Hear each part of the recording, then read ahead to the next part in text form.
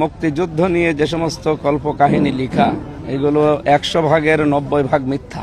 পেছনে সব ভুলিয়ে সামনে আমরা নতুন ইতিহাস তৈরি করব, যেটা আমরা বলছিলাম।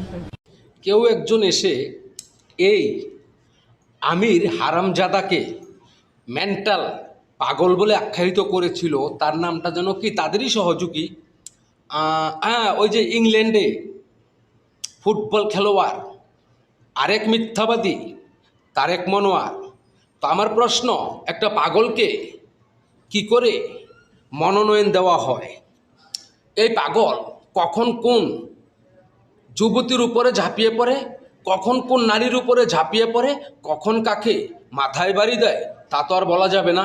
তাহলে এই পাগলকে মনোনয়নটা দিল কোন শালা? আমার মনে হয় যেই শালায় দিছে ওই শালায়ও পাগল।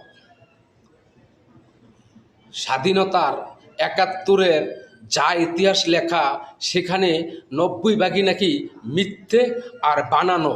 আর তারা নির্বাচন হলে পরে ওই সংবিধানকে বদলে তার বাবা গোলাম আজমকে মুক্তিযোদ্ধা হিসাবে ঘোষণা করবে, তার বাবা নিজামীকে মুক্তিযোদ্ধা হিসাবে ঘোষণা করবে, আর সে হয়তো নিজেই ঘোষণা করতে পারে যে স্বাধীনতার ঘোষক আমি আমির হারামজাদা। একদিকে তার নেতাকর্মীরা বিভিন্ন জায়গায় বিভিন্ন রকমের ষড়যন্ত্র করে যাচ্ছে স্বাধীনতা নিয়ে, আর অন্যদিকে এই ডক্টর ছাগলের ডাক্তার না পাড়ার ডাক্তার আমি বলতে পারি না, আর তার ডাক্তারি ডিগ্রিটা কি সেটাও আমি জানি না। তো শফিকুল এসে বলে আমাদের পূর্বের ভুলের জন্য আমাদেরকে ক্ষমা করে দেন। মানে বিষয়টা এমন হয়ে দাঁড়াইছে, আমি কোথায় কি বলি সেখানে তোমরা নাক কান দিও না, তোমাদের প্রচারণা তোমরা চালিয়ে যাও। সাধারণ মানুষ, বাংলাদেশের মানুষ তো তারা বোকা।